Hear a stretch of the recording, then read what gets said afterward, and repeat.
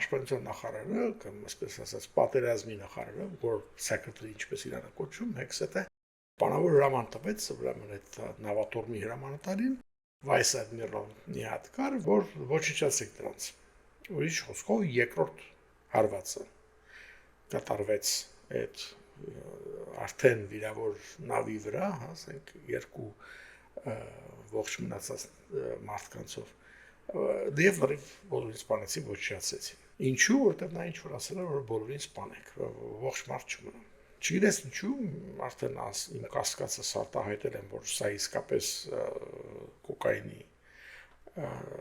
լցված նավեր են, որ գալիս են Միացյալ Նահանգներ, մի քանի պատճառով նախ որ կոկայինը դա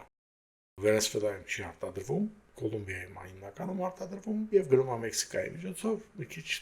խրտքի մոտ չի գնաց Վենեսուելայից բերես, հերույա շատ Ամերիկայից, այդ նավերով որ բերում են դրանով չես հասնի Ամերիկա, դրա մասին եմ խոսացել,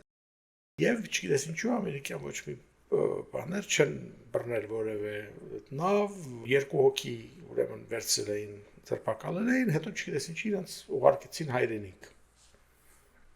Նորից դա հարցականի տակադնում էս ամբողջը, բայց այս րոպեին հիմնական ֆիասկոն նրանում է կայանում, որ դու ինչու պես կարող ես այդ մարդկանց վիրավորներին սպանել, այսինքն մարդասպանություն է։ Ինչպես է ձևակերպում առաջի հերթին, եթե սա պատերազմ է, դա պատերազմական հանցագործություն է, war crime են ասում դրան անգլերեն։ Դու իրավունք չունես վիրավոր մարդկանց կամ ծովում արդեն երբ որ իրենց նավը խփել ես ինչ որ մի քանի survivor են ասում, հա, որ ողջ են մնացել, դրանց ոչնչացնես, այդ ոնց որ դա անընդունելի բան է, դա արգելված է